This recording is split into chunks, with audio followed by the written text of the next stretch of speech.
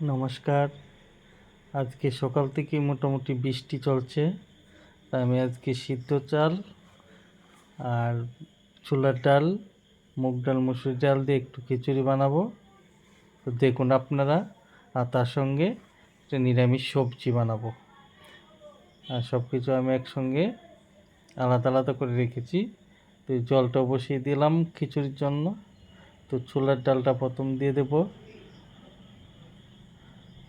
কারণ ছোলার ডালটা একটু সিদ্ধ হতে দেরি হবে, তাই প্রথমেই ছোলার ডালটা দিয়ে দিলাম। আর এদিকে আমি সবজিটা একটু হালকা সিদ্ধ করে নেব।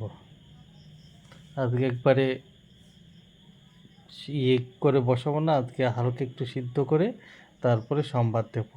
তার সঙ্গে আমি একটু সয়াবিন দিয়ে দিলাম, কারণ সয়াবিন দিলে একটু খেতে টেস্ট লাগে, ভালো লাগে আর কি। আমার কাছে তো খুব ভালো লাগে সয়াবিন। তো এদিকে মোটামুটি ছোলার ডালটাও সিদ্ধ হয়ে যাচ্ছে। দেখুন এদিকে একটু চিনে বাদাম রেখেছি, চিনে বাদামও দেবো। তো এবার চালটা আমি দিয়ে দিলাম। সিদ্ধ চালের আর ছোলার ডাল, মুসুরি, মুগ মিশানো খিচুড়ি হবে আজকে। কিন্তু দুর্ভাগ্যবশতে আবার দুপুরেই রোদ্দ উঠে গেছে। তো যখন খিচুড়ি খেতে বসবো তখন মোটামুটি ঠান্ডাই ছিল। দেখুন চাল আর ডালটা মোটামুটি হয়ে যাচ্ছে। এদিকে আমি একটা হালকা টমেটো কেটে নেব, এটা এই নিরামিষ সবজির মধ্যে দেব। এই সবজিটা মোটামুটি সিদ্ধ হয়ে গেছে। এখন আমি এদিকে মুসুরি ডাল আর মুগ ডাল আর যে সবজিটা খিচুড়ির মধ্যে, একটু খিচুড়ির মধ্যে সবজি দিলে ভালো লাগে, এটা নিয়ে নেবো। আর এদিকে নিরামিষ সবজির জন্য মশলা নিয়ে নিয়েছি একসঙ্গে। এদিকে বাদামটা একটু ভেজে নেব।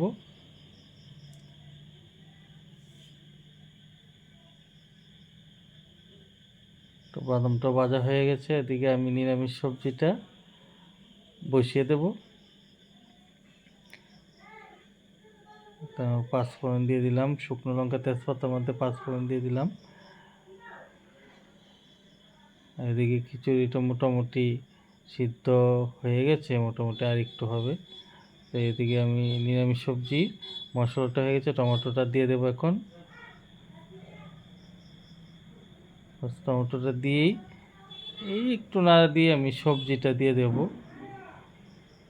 একটু চিনি দিয়ে দেব, টেস্ট লাগে। নুন দিয়ে দিলাম, চিনি দিয়ে দেব, টেস্ট লাগে।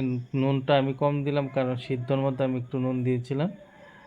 আর এদিকে আমার খিচুড়ির মধ্যে একটু চিনি দিয়ে দেবো। আমার নিরামিষ সবজিটা এখন ঢেলে দেব।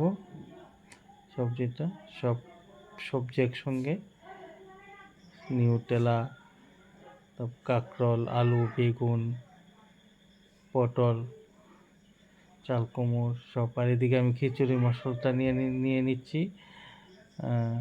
এই সব কিছু একসঙ্গেই নিয়ে আদা, কাঁচা লঙ্কা, জিরে, ধনে, হলুদ গুঁড়ো দিয়ে এই খিচুড়িটার মধ্যে দিয়ে দেব, দিয়ে নাড়া দেব। এদিকে একটু ধনেপাতা কেটে নেব এই এর জন্য, নিরামিষ সবজির জন্য ধনেপাতা দিলে একটা আলাদা একটা সেন্ট করে। এদিকে খিচুড়ি হয়ে গেছে মোটামুটি সিদ্ধ, আর একটু হবে। এই দেখুন চালটা একটু হবে। তারপর খিচুড়ির মধ্যে ফোড়ন দিয়ে দেব।